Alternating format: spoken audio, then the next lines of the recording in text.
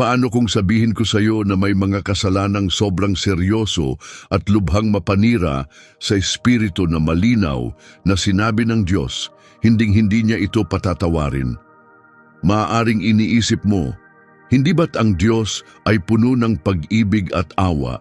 Hindi ba't pinapatawad niya ang sino mang humihingi ng tawad? At oo, ang Diyos ay mapagmahal, walang hanggan ang kanyang awa. Ngunit ipinapakita rin ng Biblia na may mga hangganan, mga linyang kapag nalampasan, may kahahantungan na walang katapusan. Ang mga kasalanang ito ay hindi lamang simpleng maling desisyon. Ito ay sadyang pagtanggi sa katotohanan ng Diyos, sinadyang pagsuway at mga desisyong naglalayo sa atin sa Kanya magpakailanman.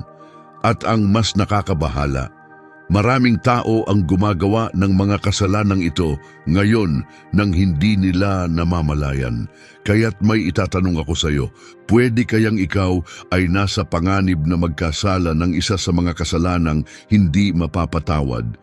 Hindi ito isang simpleng aral sa Biblia, isa itong seryosong babala na direktang galing sa kasulatan. Ngayon, pag-uusapan natin ang 6 na kasalanang ayon sa Biblia ay hindi mapapatawad. Maaaring may ilang inaasahan ka na, ang iba ay maaaring ikagulat mo. At ang ilan ay baka mas malapit sa buhay mo kaysa sa inaakala mo. Hindi ito para takutin ka. Ito ay para protektahan ka dahil kapag nalaman mo kung ano ang mga kasalanang ito, maiintindihan mo kung bakit sila mapanganib at kung anong mga hakbang ang dapat mong gawin upang makaiwas. Handa ka na ba? Simulan na natin. Kabanata 1, ang kasalanang hindi mapapatawad, pagsasalita laban sa Espiritu Santo. Magsisimula tayo sa kasalanang malinaw na sinabi ni Jesus na hindi kailanman mapapatawad. Hindi ito opinyon o haka-haka lang. Ito mismo ang mga salita ni Jesucristo. Sa Mateo 12 at 31 hanggang 32, sinabi ni Jesus, "Tinitiyak ko sa inyo, ang bawat uri ng kasalanan at paninirang puri ay mapapatawad. Ngunit ang sinumang magsalita laban sa Espiritu Santo ay hindi mapapatawad.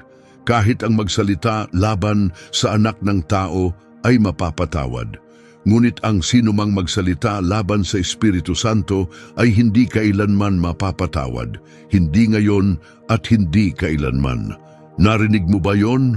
Ayon kay Jesus, lahat ng kasalanan ay maaaring mapatawad maliban sa isa, ang kasalanang pagsasalita laban sa Espiritu Santo.